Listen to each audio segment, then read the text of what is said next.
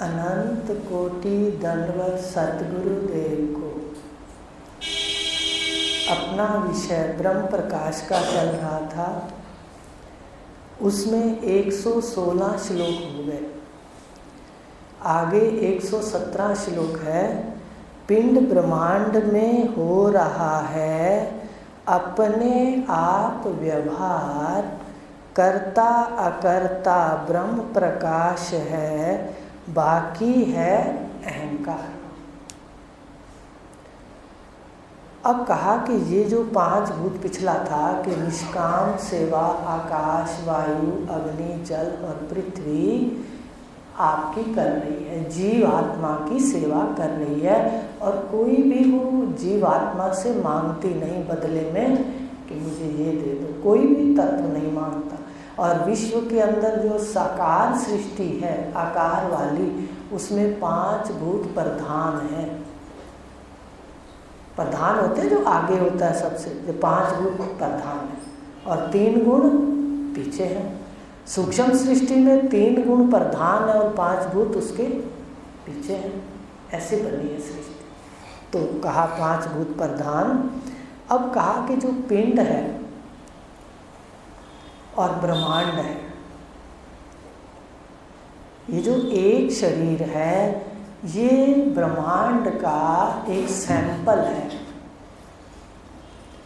ईश्वर के कारखाने में जो माल बनता है, ये ईश्वर का कारखाना है। विश्व उद्भिज खानी, स्वेदज खानी, अंडज खानी, जरायुज खानी, मनुष्य, ये जितना देव सृष्टि, जितना भी प्यार होता है, इसमें एक पिंड है, एक शरीर, और सारे शरीर मिला के सारा ब्रह्मांड है।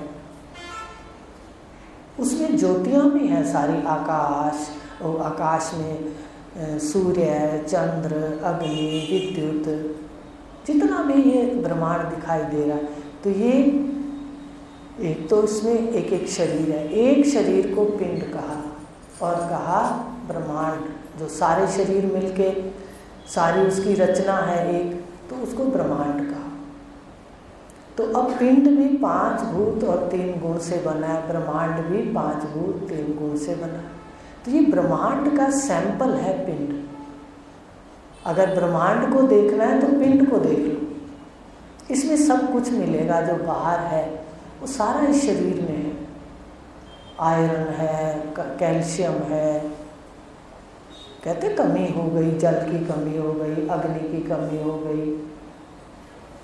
आयरन लोहे को कहते हैं, कैल्शियम चूने को भी चूने को कहते हैं ना कैल्शियम। तो बताइए, सारा कुछ इस शरीर के अंदर है। ये उस ब्रह्मांड का सैंपल है। तो एक शरीर, ये पिंड और सारे शरीर मिला के जो रचना है ईश्वर की, माया सहित वो ब्रह्मांड है। उसमें सारा ब्रह्मांड आ जाता है, जितनी खानियाँ, जितने लोक हैं, 14 लोक, सब आ जाता है। इसके अंदर ऐसा आश्चर्य है कि अपने आप हो रहा है, कोई सामने बदलने वाला नहीं है, प्रत्यक्ष नहीं दिखता। सारी सृष्टि का आधार जो है ब्रह्म प्रकाश, प्रकाश स्वरूप, वो ही आपका आधार है, इस मैं का आधार है। और सारे ब्रह्मांड के अंदर प्रकाश स्वरूप जो है, उसको ब्रह्म कहा। ब्रह्मांड का जो आधार है, आधार माने जिससे ब्रह्मांड उत्पन्न होता है और उसी में ही जाकर सोता है, लय होता है, उसको आश्रय कहते हैं, उसको आधार कहते हैं। तो ब्रह्म प्रकाश स्वरूप है, सारी सृष्टि का, ब्रह्मांड का भी आधार है और एक शरीर का भी आधार है। तो इसके अंदर अपने आप हो रहा है, जैसे कोई पूरी उत्पत्ति से लगाकर प्रलय काल तक जैसे चाबी भर दी कि ऐसा ऐसा होगा, सर्दी जब आएगी, गर्मी जब आएगी, बरसात जब आएगी, कैसे सृष्टि में चंद्र सूर्य बदलेंगे, 12 राशियां हैं कैसे बदल रही हैं, कैसे, देखो आश्चर्ययुक्त बातें हैं। अपने आप हो रहा है, कोई सामने नहीं है करने वाला। सत्ता प्रकाश स्वरूप ब्रह्म की, चेतन की। एक चेतन ही सच है, बाकी जो दिखता है उससे भिन्न वो मिथ्या है और झूठ है। वास्तव में झूठ है, व्यवहार में झूठ नहीं है। व्यवहार में तो वो पार्ट में तो सच है, पर जी पार्ट तो अलग अलग बनता है ना। पिक्चर कोई सारी उम्र तो नहीं चलती, 3 घंटे की होती है। तो यहाँ भी पार्ट क्या है, बचपन जवानी बुढ़ेपा 3 घंटे का है। हमें जान करके तो सुख है और अज्ञान में दुख है। जान करके रहना यहाँ पर और यहाँ से जाना दोनों ही शांति से होते हैं। जानकार के वो रहता भी आनंद से और जाता भी आनंद में है। अज्ञानी रहता भी रो रो के है और जाता भी रो रो के। कभी उसको खुशी नाम की चीज ही नहीं होती, उसको पता ही नहीं सच क्या है। तो सारे ब्रह्मांड के अंदर अपने आप हो रहा है, पिंड में भी अपने आप हो रहा है। बताइए, सारा कुछ खाते हैं, कैसे शक्ति बन जाती है, माँ की शक्ति, पिता की शक्ति, फिर उस जल की बूंद से फिर आगे जीवित पुरुष फिर हो जाते हैं, सृष्टि फिर हो जाती है। बताइए, अपने आप ही तो हो रहा है। क्या करते हैं हम? सहज में जो अपना पार्ट है, जो हमारी वासनाएं हैं, उसके अनुसार वर्तते हैं। पर सारी क्रियाएं, बचपन जा रहा है, जवानी आ रही है, अपने आप ही जवानी जा रही है, अपने आप ही बुढ़ेपा आ रहा है, अपने आप ही शरीर लय हो रहा है। कोई कितना बचा ले फिर भी ये लय हो जाता है। तो अपने आप ही हो रहा है, कोई इसमें कर्ता नहीं है। जो कर्ता है, जो आधार है, जो परमात्मा है, वो करता हुआ भी अकर्ता है। देखो, कर तो रहा है सारी सृष्टि। भगवान राम ने रामचरितमानस के अंदर लिखा है, कर बिन कर्म करे विधि नाना, कि हाथों के बिना सारे कर्म उसके करता है। और ब्रह्म विद्या कहती है होता है, वो कहती है करता है सारा अपने आप, उसकी शक्ति से होता है। बात तो एक ही है, लेकिन करते हुए भी वो सामने नहीं आता, अकर्ता है।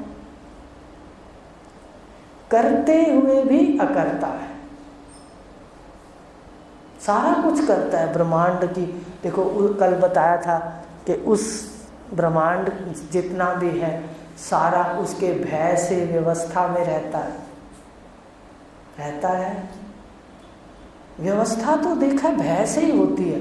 अब देखो, जहाँ भय नहीं तो देखो रास्ते में कैसे गाड़ियाँ, आप अमेरिका में जाओ, वहाँ जाते हैं तो एकदम दूध के धुले हो जाते हैं, वैसे ही चलते हैं। यहाँ आते हैं सारी गड़बड़ आते ही कर देते हैं वही व्यक्ति। देखिए, भय, समझ आ रही मेरी बात? ऐसे ब्रह्मांड के अंदर कल बताया था कि सारी सृष्टि में परमात्मा के भय से कितनी व्यवस्था है। शरीर में भी देखो कितनी व्यवस्था है। लेकिन इतनी व्यवस्था करने के बाद भी वो नहीं कहता मैं करता हूं। कोई तत्व नहीं बोल रहा, कोई सत्ता नहीं बोल रही, करने वाला नहीं बोल रहा, लेकिन जो नहीं करता ये बैठा सुन रहा है, ये सारा दिन कहता है मैं करता हूँ, करता हूँ, करता हूँ। उपनिषदों को कहना पड़ा, ऋषियों को कहना पड़ा, ईश्वर को कहना पड़ा, अथा तो ब्रह्म जिज्ञासा। अगर तू कर कर के थक गया, अब आ सच को जानने की इच्छा कर। ये कर कर के हर जगह थकता नहीं है, देखते रहते। एक उदाहरण देते हैं, सांसारिक व्यवहार में भी, सांसारिक व्यवहार करते हो, किसके आश्रित करते हो? आकार को लेके, स्त्री पुरुष, गाय बैल घोड़ा, जो भी है, आकार। सांसारिक व्यवहार भी आकार और मान्यताओं को लेकर कर रहे हो। ध्यान दो, यथार्थ सत्य व्यवहार नहीं कर रहे हो, सच व्यवहार नहीं कर रहे हो, झूठ में कर रहे हैं। बताइए, आकार को सच्चा मान के, मान्यताओं को सच्चा मान के हम व्यवहार करते हैं, यथार्थ में नहीं जीते, हम भ्रांति में जी रहे हैं। ध्यान से देखो, आकार को मैं मानना भ्रांति है, मान्यताओं को सच मानना भ्रांति है, पर देखिए कितनी मान्यताएं हैं, देखते हैं तो हैरान हो जाते हैं। उसी दलदल में बैठे रहता है जीव सारी उम्र, इतनी पूजा पाठ करने के बाद भी बड़े आंखें खोल के देखते हैं जगत को, कहते हैं वाह गुरुदेव बचा लिया, हमारे बड़े पुण्य कर्म थे। उपनिषद बाद में कहता है और इसको सारे बातों के दर्शन पहले हुए। तो कोई न कोई तो होते हैं व्यक्ति की साधना का भी कर्म। तो बताइए, सांसारिक व्यवहार आकार, ध्यान से सुनना, आकार और मान्यताओं को लेके हो रहा है, वो भ्रांति है। यथार्थ में नहीं जी रहा कोई, जी रहा है क्या यथार्थ में? यथार्थ माने जो सत्य है, व्यवहार में भी सत्य में नहीं जी रहे। अब आ जाइए परमार्थ की बात बता देते हैं। अब भगवान की साधना पूजा करने चल पड़े, परमार्थिक व्यवहार में भी आकार और मान्यताओं को लेकर के सारी पूजा पाठ है, वहाँ भी यथार्थ में नहीं जी रहे। यथार्थ में जी रहा है कोई, चाहे वो परमार्थ में चला जाता है फिर भी मान्यताओं में फंसा है, फिर भी आकारों में फंसा है, सत्य में नहीं जीता, यथार्थ में नहीं जीता। सच कहा है, व्यवहार में भी ऐसे बैठे बैठे दिखता रहता है संध्या में। देखो व्यवहार में भी झूठ पकड़ा तो परमार्थ में भी क्या पकड़ लिया, है बात सही।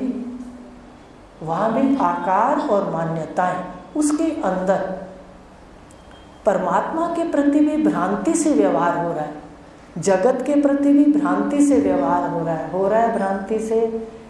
परमात्मा का यथार्थ स्वरूप जान करके, यथार्थ स्वरूप जान करके अगर साधना करते हैं तो वो साधना भी है और वो मोक्ष भी देगी, सर्व दुखों की निवृत्ति और परम आनंद की प्राप्ति, बंधनों से मुक्ति।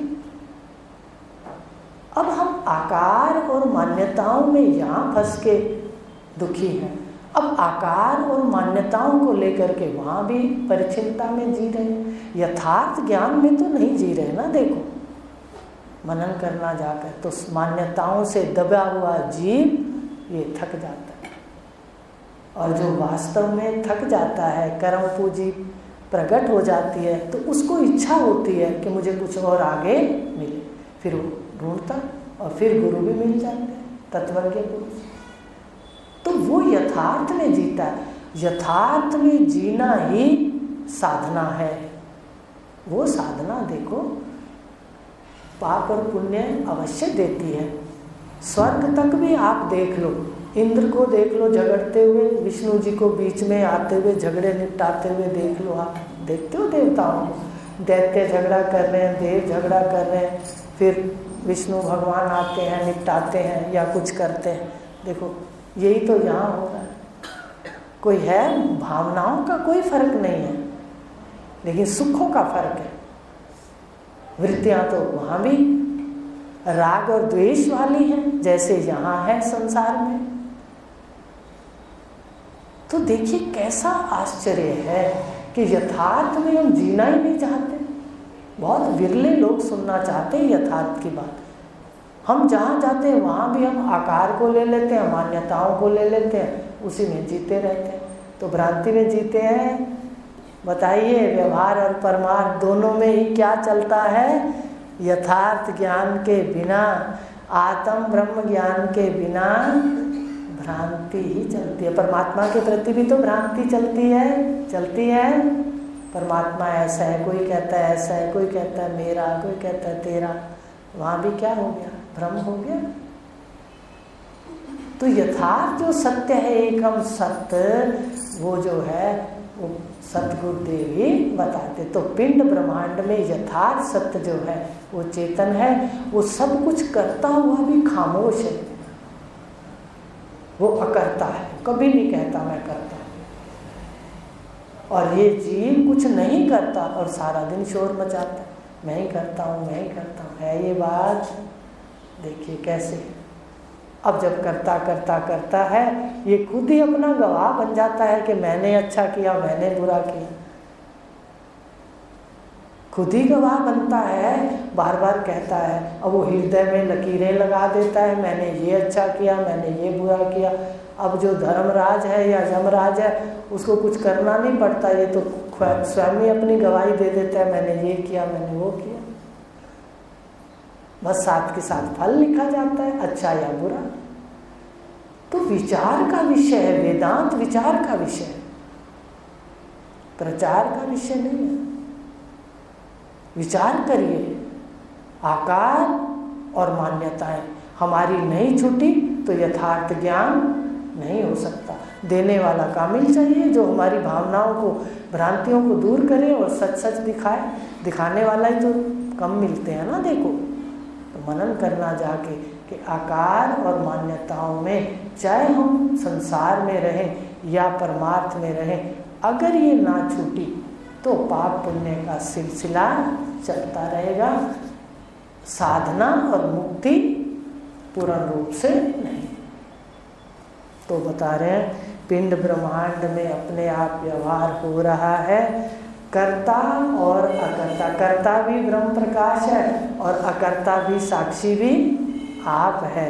और जो बाकी है, ये जो बैठा है, ये क्या करता है? बाकी सारा कहना कि मैं करता हूँ, ये अहंकार है। और अहंकार देकर के ही तो ब्रह्मा जी ने सबके कर्म बनाए हैं। अहंकार ही पुर्जा है ना, अंतःकरण का पुर्जा है, मन बुद्धि चित्त अहंकार। और ये सबसे बाद में इसका लय होता है कारण के अंदर।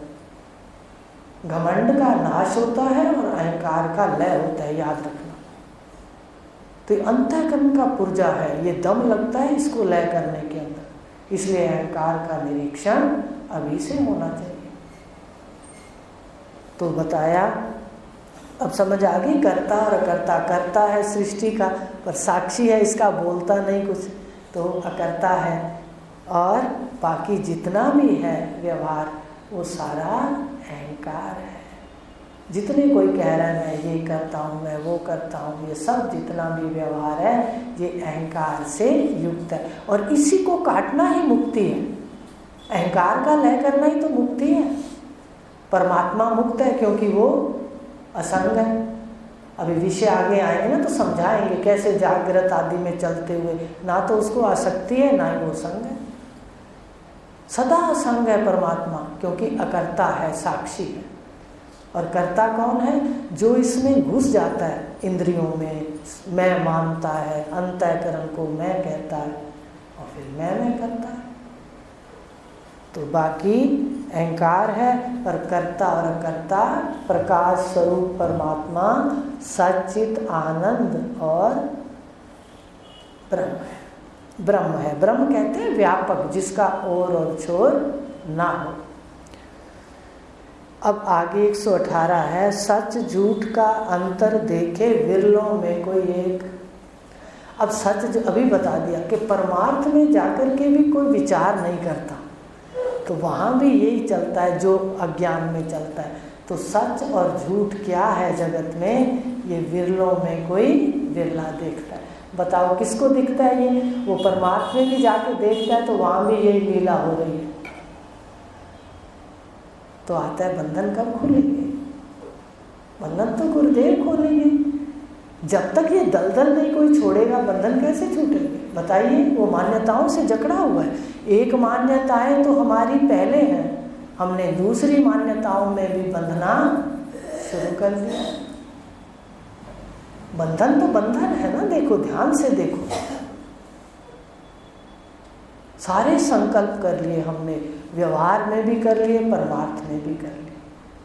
तो कहा ये जो सच और झूठ, सच परमात्मा है और मिथ्या जगत है, व्यवहार है, ठीक है। ये इसमें अंतर, सच और झूठ में अंतर देखे विरलों में कोई एक। कोई विरलों में एक व्यक्ति विरला होता है जो सच और झूठ का अंतर जानता है। देखो आपके पास एक झूठा एक सच्चा है, बस दोनों देख लो। एक शव है एक शिव है। देखो कितना आसान है ज्ञान। शव को शव कर दो, शिव को शिव। अभी से जान लो ना कि ये मेरे बैठने से क्रियाशील है, नहीं तो ये तो शव है, जड़ है। तो सच और झूठ तो यहीं से शुरू करना है हमने।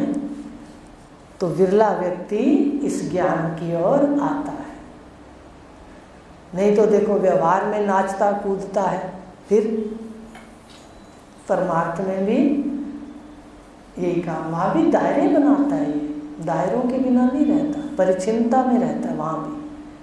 और ये ज्ञान क्या है? व्यापकता। उसमें सब जितना भी है वो सर्वम खल्विदम ब्रह्म, कुछ भी है, परमात्मा से भिन्न नहीं है, पर परमात्मा इतना है, ये दायरा बनाते हैं तो उसमें सत्य फिर छुप जाता है। फिर वो आकार जिंदा रह जाता है, मैं इस आकार को मानता हूँ, मैं उसको, अब आकार के साथ मान्यताएं जुड़ी हुई हैं। सोमवार का व्रत है अलग है, मंगलवार का है। पहले बड़ा पढ़ते थे ना, वैसे अज्ञान में भी ऐसे लगता तो था कि कोई पुण्य करे, उम्र छोटी थी तो 7 वार पढ़ते थे कि भाई कौन सा वार ऐसा है जिसमें कुछ ज़्यादा मिलता हो, वो व्रत रखेंगे। देखिए आपके तो पता नहीं इसको ऐसे आता, फिर कई बार आता था कि अगर 7 व्रत रखे जाए तो सारा कुछ ही मिलेगा। पर 7 व्रत कैसे रख सकते हैं बताइए? है ना अलग अलग, देखो मान्यताएं अलग हैं या नहीं, आकार इष्ट अलग है तो उसके प्रसाद भी अलग है। विष्णु जी को तुलसी सुहाती है और शिव जी को तुलसी न भाती है। देखिए जाते थे घरों में बताते थे, जैसे विष्णु जी के थे तरफ हम लोग तो वैष्णव तो सारा दिन तुलसी तुलसी तुलसी, शिव जी के जाते तो वहाँ वो धतूरे क्या है जो आग वो होता। तो देखिए ना आकार के साथ उनकी मान्यताएं भी भिन्न भिन्न हैं। तो ये क्या है? ये भी हमारे को उसमें शंकाएं दे देती हैं। गहराई से देखो तो कहा सत्य इनमें है, उसको जानना चाहिए। तो सच झूठ का अंतर देखे, विरलों में कोई एक। फिर क्या होता है जब सच देख लेता है तो दोनों लोक संवारे उसके सतगुरु के उपदेश। यह लोक और परलोक, 2 लोक कौन से हैं? यह लोक जो सामने दिख रहा है, इसका व्यवहार, इसका सामान, इसका ऐश्वर्य, इसके सुख के साधन, ये सारे गुरुदेव संवार देते हैं। ये लोग संवार देते हैं, उसके अनुकूल कर देते हैं। उपनिषद पढ़ो, उसमें लिखा हुआ है। और परलोक कहते हैं जहाँ पाप पुण्य और आनंद का दर्शन होता है। आपको अवस्थाओं में बताएंगे कि कैसे हम परलोक और लोक दोनों का सुख लेते हैं। तो इस लोक को सीधा समझ लो मोटी भाषा में कि यह लोक क्या है? इसका ऐश्वर्य, इसका सामान, इसके सुखों के साधन वो गुरुदेव ज्ञान से संवर जाते हैं। आप बताइए, यह लोक संवरा, आपका व्यवहार भी संवर गया। अपना व्यवहार संवरने से, धर्म युक्त होने से कितने दुख कट गए। नहीं तो हम सामने भिड़ जाते थे, मन दुख पाता रहता था, उसने ये कह दिया, उसने वो कह दिया। अब कहते हैं, कहता है तो कहे उसका गुण है। कभी पौधे जब लगाते हैं तो क्या खपतवार वहाँ लगाते हैं हम? बताइए, मेरे मन के अंदर आता है। तो खपतवार जब पौधे लगाने बैठे हो तो खपतवार तो अपने आप उगेगी, बस उखाड़ के उसको फेंक दो बाहर। आ रही बात समझ में? जानकार कभी दुख नहीं मनाता कि किसी ने कोई स्वभाव से कुछ कह दिया, अरे ये उसका कर्म है। अज्ञान के अंदर तो हम पता नहीं कितने कष्ट में आ जाते हैं, आप सब जानते हैं। इसने भी जीवन ऐसे ही देखा। यह लोक भी समझ जाता है, शांति आ जाती है, और परलोक भी निरावरण हो जाता है। आपने कौन से लोक में जाना है, पहले आपके पास उसके, जैसे आते हैं ना कौन से होटल में रहना है, बाहर जाओ तो या अगर कौन से लोक में जाना है, पहले गुरुदेव दिखा देंगे कि ये कर्मों से ये मिलता है, ये कर्मों से ये। और कर्मातीत हो जाए तो सारे लोग से परे तू असंग है, तू सदा जिंदा है। ये कितनी सृष्टियां परमात्मा के सामने बनती और बिगड़ती हैं। तुम्हारे सामने शरीर बनते और बिगड़ते हैं, तुम सदा चेतन हो, जिंदा हो। तो कहा ये जो सच झूठ का अंतर है वो विरलों में कोई देखता है, फिर उसका जीवन कैसे हो जाता है। कहते जीवन आनंद में उसके दोनों लोग समझ जाते हैं। अब इस लोक में अगर वो गलत नहीं करेगा तो बात ही खत्म। और परलोक के जो पहले किए हुए पाप कर्म आदि हैं, मान लो हो जाते हैं, पुण्य के साथ पाप भी हो जाते हैं, तो वो उसका ज्ञान अग्नि भस्म 7 कुरुते अर्जुन, भगवान ने कह दिया कि ज्ञान अग्नि से जो कर्म है वो भस्म हो जाते हैं। फिर कह दिया ज्ञान अग्नि दग्ध कर्माणि। तो इस प्रकार कहा कि ये जो कर्मों का सिलसिला है ये मिट जाता है। तो पिछले किए हुए कर्म भस्म होते हैं ज्ञान से, और आगे वाले होते नहीं, और कर्मातीत हो जाते हो। तो यह लोक में भी व्यवहार गुणों में है, ये जान करके परम शांति आती है और अपना व्यवहार समझ जाता है। नहीं तो सारा दिन दुखी होते रहते हैं, उसने ये कह दिया, उसने वो कर दिया। और तो और शरीर में बुढ़ेपा आता तो भी मुझे लगता है लोग दुखी होते होंगे। भाई इतना देखो, अपने जवानी से निकलते हैं तो अगर अज्ञान है तो हर स्थान पर दुख है, परिवार में, शरीर में, बाहर नौकरी में आदि में। तो यह लोक भी ज्ञान से समझता है और परलोक भी, उसमें आपको जाना ही नहीं है तो परलोक भी आपको पता लग जाता है कि स्वर्ग में क्या है, पितरलोक में क्या है। जाना हो तो ठीक है, नहीं जाना तो बात ही नहीं करेंगे। उसको पता है सारी सृष्टि में जो चल रहा है व्यवहार ये सारा क्षणभंगुर है, मिथ्या है। सत्य केवल अहम अस्मि, बस इसी में रहता है। कृतो स्मरण, इसी को याद कर। उपनिषद का है, 2 बार ये मंत्र है 2 उपनिषदों के अंदर कि याद कर ये शरीर भस्म होने वाला है, तू आत्मा चेतन है।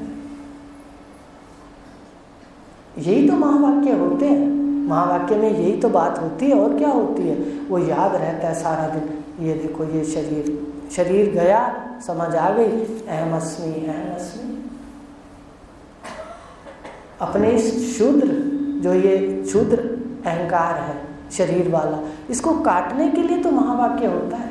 वो सतोगुणी शुद्ध अहंकार है। अहंकार से कट के फिर निर्विकल्प समाधि हो जाती है, बस इतना काम होता है। पहले पूरा दम लगाना पड़ता है महावाक्य पे, मैं को काटने के लिए, शरीर वाली मैं को काटने के लिए। तो कर्ता अकर्ता ब्रह्म प्रकाश, बाकी सब अहंकार। अब इसका सच झूठ का अंतर कोई विरला देखता है कि शरीर में भी एक सच है और एक झूठ है, इकट्ठे इकट्ठे रहते हैं। क्योंकि जो झूठ है ना, ये परमात्मा की शक्ति है। कल भी बताया था कि हर मंदिर में शक्ति साथ में विराजमान है। जितने बड़े बड़े धाम हैं, 2-3 तो चले भी गए तो देखा शक्ति वहाँ उपस्थित है। तो शक्ति मिथ्या है ये जानना है, पर शक्ति को हम खत्म नहीं कर सकते। तो कहा उसके दोनों लोग समझ जाते हैं, यहाँ भी परम शांति को पाता है, अच्छे विचरण करता है, अच्छे कर्मों में विचरण करता है। भगवान ने भी 6ठे अध्याय में कहा था, विश्व सेवार्थ करता है, स्वकर्म फल त्याग के। फल त्याग के स्वकर्म करता है, वो कोई फल नहीं चाहता, और वो सन्यासी और योगी है। तो ऐसी उसकी स्थिति हो जाती है। तो कहने हैं कि सतगुरु के उपदेश हमें सब कुछ दे सकते हैं। बिना तत्वज्ञ के पुरुष मंत्र है एक कि ये ऋचाएं क्या करेंगी तुम्हारा, अगर तुमने सत्य को जाना ही ना, तो वेद की ऋचाएं तुम्हारा भला कैसे कर सकते। देखो गुरु कर सकते हैं। गुरु एक एक बात चुन चुन के बता करके हमारे जीवन में भला कर सकते हैं। तो यही कहा कि दोनों लोग संवारें उसके सतगुरु के उपदेश। आ गई बात समझ कि सतगुरु के उपदेश से ही हमें सत्य समझ आएगा, और सच और झूठ कोई बिरला ही जानता है, बाकी सब मान्यताओं में फंसे रहते हैं। आप देखते जाओ। तो आगे है 119 श्लोक। ब्रह्म प्रकाश की ज्योति। अब ब्रह्म प्रकाश का स्वरूप कैसा है भाई? जिसको कहा गया कि ब्रह्म प्रकाश अकर्ता है और कर्ता है, और वो परमात्मा गुरु के उपदेश में समझ आता है कि कैसा है। तो आगे लिखा कि ब्रह्म प्रकाश की ज्योति जलती बिन बाती बिन तेल, सृष्टि में है अजब नज़ारे जो जादू का खेल। सारे जादू के खेल की तरह। मुझे तो हैरानी आती है, बताओ, भोजन करते हैं कई बार, पहले मनन किया था तो आता था कहाँ है ये जो हड्डी है, मांस है, मज्जा है, कोई एक चीज़ तो दिखा दो कि उस भोजन में सामने पड़ी हो। कोई रक्त है कोई चीज़? सातों धातु में एक भी धातु सामने नहीं। अच्छा विष्ठा दिखा दो, वही खाना विष्ठा हो जाता है जादू का खेल। अब वही विष्ठा फिर कणक बन जाती है, कह दो, फिर थाली में आ जाती। शुरू में जब मनन हुआ तो बड़ा कई दिन मन ऐसे घिनौना हुआ, आपको सही बात बताओ, क्योंकि मनन गहरा किया ना, तो वो जो कहते थे भाई मनन करो, तब मनन से, अभ्यास से आपको साक्षात होगा हर कुछ। तो देखा खाना जो है वो विष्ठा हो गया, ठीक है, यहाँ तक तो चलो बर्दाश्त है, पर विष्ठा फिर थाली में आ गई खाने के रूप में। उस वक्त कई दिन मन उथल पुथल में आ गया। है जादू का खेल, है जादू का खेल। अगर वो जिसको सुअर कहते हैं वो तो डायरेक्ट चलो खाता है, लेकिन बताइए वो जादूगर कैसा है, एक छुपा करके क्या क्या कर देता है। सारे ब्रह्मांड में यही चल रहा है। देखो संतान देख लो कैसे प्रकट हो जाती है, वो कमाल का विषय नहीं है। सप्त धातु शरीर में कैसे बन जाते हैं, विष्ठा फिर अन्न के रूप में आ जाती है, कैसे जल की बूंद पुत्र पुत्रियां बनकर सामने आती है। सारा ही तो जादू का खेल है। देखते जाओ, गहराई से देखोगे तो लगेगा, नहीं तो कहोगे मेरा पुत्र, मेरा घर, फिर कहोगे सारा ईश्वर का ही तो है। उसकी सत्ता से देखो सब हो रहा है। मुझे वर्तने के लिए जो मिला है मैं उसका शुक्रगुजार हूँ। क्यों? क्योंकि जीव क्या कहता है, अगर चाहता ईश्वर तो कहीं ऐसी जगह भेज देता। जानते हो जब इधर उधर जाते हैं ना कहीं, वहाँ गरीब को देखते हैं या कोई भी, तो एकदम कई बार रोंगटे खड़े हो जाते हैं कि शुक्र है हमारा तो कोई बस नहीं था। किसने माँ बाप अपनी पसंद से लिए हैं, हाथ खड़ा तो कर दो देखो भाई। माता पिता किसने पसंद करके लिए हैं, वो जहाँ चाहता है वहाँ भेज देता है। कैसे जादूगर है, कहाँ कहाँ कैसे जीव को घुमाता रहता है ब्रह्मांड के अंदर, फिर जैसे कर्म आते हैं उस गर्भ में बिठा देता है जाके ब्रह्मरंध्र से।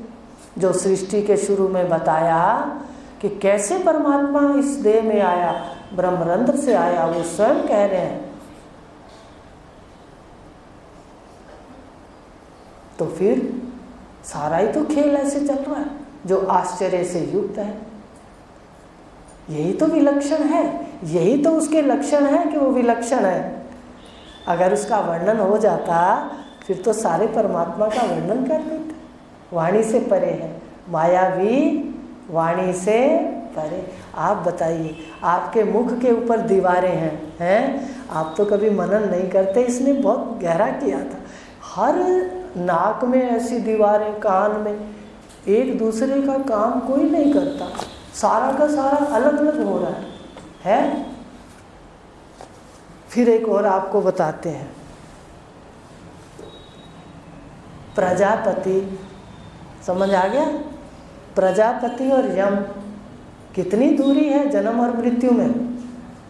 बताइए, जन्म और मृत्यु में कितनी दूरी है? अपान में मृत्यु और प्रजापति में जन्म, संतान की उत्पत्ति। देखिए क्या माया का खेल है, सारा काम ही जादूगर का आश्चर्य से युक्त है। कैसे गुणों का समूह है। स्त्री गलती से ये नहीं कहता ईश्वर भाई गलती होगी, किसी पुरुष को पुत्र पैदा हो गया, क्या कहीं सुना कहीं कि फिर आया हो सॉरी, कहीं उसकी गलती नहीं है। देखो कैसे गुणों का समूह है। गुण समूह समझते हो? हर व्यक्ति का, हर वस्तु का गुणों का समूह है, उसमें वही क्रिया होगी जो गुणों के अनुसार है। बड़ा आश्चर्य है। आप इतना गहरा डूबते नहीं, ये जब संध्या में डूबता है तो देखता है कमाल है वहाँ, फिर हाथ जुड़ जाते, फिर कहते मेरे हाथ में कुछ है ही नहीं। अगर कहीं संकल्प आप कहते हो, वो भी आप कहते हो, जानकर संकल्प करे तो यात्रा सुंदर और सुखद हो और अपने को जान के जाए, निष्ठा में जाए। तो कहने का भाव कि किस प्रकार ब्रह्मविद ब्रह्मैव भवति, ब्रह्म स्वरूप होना है। तो कहा कि ये जो माया का खेल है, अजब नज़ारे हैं। कभी सर्दी आ रही है, 1 मिनट लगता है बरसात छम छम करती आ जाती है, दूसरे मिनट लगता है सूर्य तपता हुआ आ जाता है आश्चर्य है ना? सब जगह देखा करो। तो ये है। और मान्यताएं भी इतनी तकड़ी हैं जीव की कि भाई पूछो मत। शादी ब्याह के रिवाज अलग, परमात्मा की पूजा अलग, सब कुछ अलग, बनाता भी खुद है और फिर उसमें कष्ट भी खुद पाता है। सब कुछ बनाता खुद है, जब मर्जी आती है अपनी रचना रच लेता है। कोई समझाने वाला है तो समझता नहीं, तूने ही रचा है सब कुछ, तेरी ही मान्यताएं हैं। सच्चाई को जानना है, यथार्थ में जीना है। यथार्थ है एकम सत्य, और वो कहाँ है? अक्षी पुरुष के रूप में बिल्कुल सामने है। ये देख लो बस, बाकी गुण है शरीर भी गुणों का और मन भी गुणों का। तो आज इतना ही लेंगे कि किस प्रकार ब्रह्म प्रकाश की ज्योति है, प्रकाश स्वरूप है, वो स्वयं प्रकाश है, किसी भी ज्योति के द्वारा वो प्रकाशित नहीं है। और जितने भी सृष्टि के अंदर कार्य हो रहे हैं वो सारे आश्चर्य से युक्त। फल सब्जियां भी आश्चर्य से युक्त है। बताओ, मैं तो उनके खोल खोल के बीजों की सेटिंग देखती रहती हूँ। खीरे को खोलती हूँ तो सेटिंग अलग है, अमरूद को खोलती हूँ तो सेटिंग अलग है, तरबूज को खोलती हूँ तो सेटिंग अलग है, भिंडी को खोलती हूँ तो सेटिंग अलग है। बताइए, खोलो आज जाके देखो, अजब नज़ारे हैं जादूगर का खेल। कल आपको एक आखिरी बात बताएंगे कि स्वयं प्रकाश ज्योति कैसे है, कितनी ज्योतियाँ ईश्वर ने रची और फिर उसकी स्वयं की ज्योति कैसे है, इस बात को लेंगे। और इस श्लोक को 119 को फिर समाप्त करेंगे। एक बात रह गई, कौन सी? ब्रह्म प्रकाश की ज्योति जलती बिन बाती बिन तेल। ये आपको समझा दिया कि सृष्टि में उसी के माया से शक्ति के नज़ारे हैं जो बड़े आश्चर्य है। हर चीज़ आश्चर्य युक्त है। आप देखोगे आंखें आश्चर्य युक्त है, कान आश्चर्य युक्त है। कई बार कान में डालो तो मुंह में आ जाती है, वो आता है। मैं कहती हूँ कैसे छेद बना दिए, मर्जी से बना दिए, पर बनाए तो सारे बहुत अच्छे बनाए ना कोई उनका लाभ है। आंखें देख लो कैसे सफ़ेद, कैसे एक बिंदु, कैसे उसमें मात्राएं, तन मात्राएं। तो ये बातें आश्चर्य युक्त है। इसलिए ईश्वर की श्रद्धा हो जाती है जो इसको गहराई से देखता। तो माया के नज़ारे हैं और सारे। अब कल आपको ज्योतियाँ बताएंगे कि कौन कौन सी ज्योति है और ब्रह्म प्रकाश की ज्योति कैसे है। कितनी ज्योतियाँ ईश्वर ने रची और वो भी माया का खेल, समझ रहे हो? ये कल बताएंगे। ओम पूर्णमद